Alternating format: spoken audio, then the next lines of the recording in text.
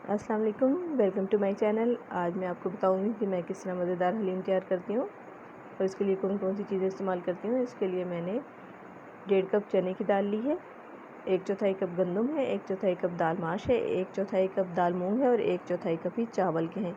इन सब चीज़ों को मैंने अच्छे से साफ़ कर लिया है और पानी से 2 से 3 बार धो के और गर्म पानी में इसको मैंने 4 घंटे के लिए भिगो दिया है। अब हम कौरमा तैयार कर लेंगे। इसके लिए मैंने 300 ग्राम बोनलेस बीफ लिया है, एक प्याज ली है, 6 से 7 जवे लहसुन के हैं, 1 teaspoon red chili powder, 1 tablespoon coriander powder, 1 teaspoon salt और 1/4 टीस्पून हल्दी का शामिल किया है। 2 गिलास में मैंने पानी के शामिल किए हैं और हल्की आंच पे इसको गोश्त गलने तक और पानी खुश्क होने तक मैं पकने के लिए रख दूँगी। दूसरी साइड पे हम दालों की तैयारी कर लेते हैं।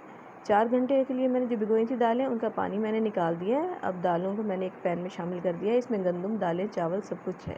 एक ही दफ़ा में हम सब चीज़ें बॉईल कर लेंगे।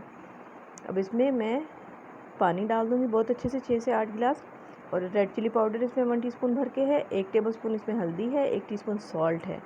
ये सब चीज़ें डाल के जैसे ही बॉयल आना शुरू होगा हम इसको कवर करके, कवर मतलब हमने हल्का सा ढक्कन हटाए रखना वरना दालें उबल के बाहर आ जाएंगी। इसको हम दालें गलने तक पका लेंगे।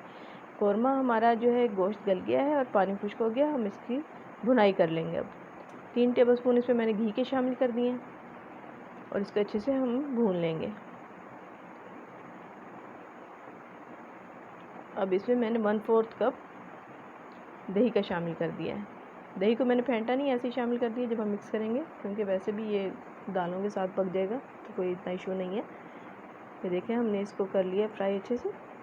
ये कौरमा भी हमारा तैयार हो गया है। अब एक स्टेप हमें और भी करना है। कौरमे को हम साइड पे कर देंगे। अब ये मैंने एक पैन में 1/4 कप घी लिया, उसमें एक अनियन जो है वो स्लाइस करके डाल दी है।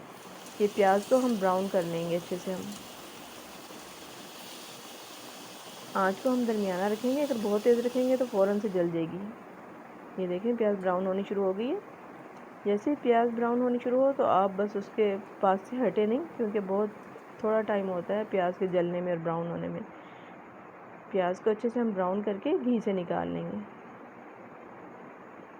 बड़ा अच्छा से हमारी प्याज के ऊपर कलर आ गया। इसको हम निकाल लेंगे किसी प्लेट में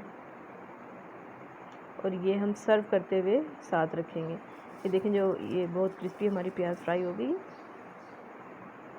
इस दौरान जो दालें हैं हमारी वो भी बहुत अच्छे से गल चुकी हैं। आप चाहें तो इनको प्रेशर कुकर में भी गला सकते हैं। अब जो हमने कौरमा तैयार किया था वो भी हम दालों के साथ शामिल कर लेंगे।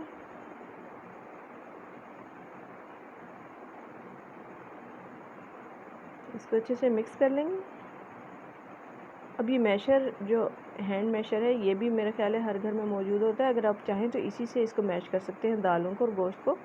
लेकिन मैं थोड़ा सा इससे करके और उसके बाद इसको ब्लेंड कर लूँगी। ब्लेंड में बहुत इसका पेस्ट नहीं बनाऊँगी, बस इसको हल्का सा ब्लेंड कर लूँगी। थोड़ा सा ठंडा कर लें, उसके बाद ही इसको ब्लेंडर में डालें।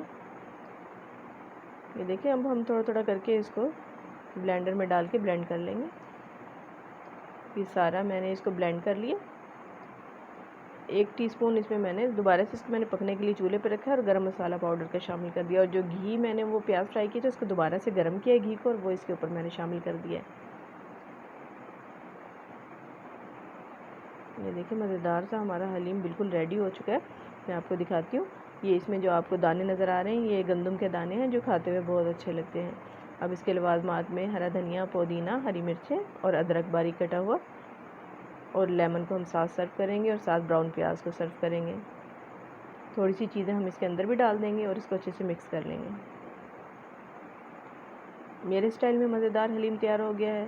ज़रूर ट्राई कीजिएगा और रेसिपी अच्छी लगे तो चैनल को सब्सक्राइब कर लें। Thanks for watching.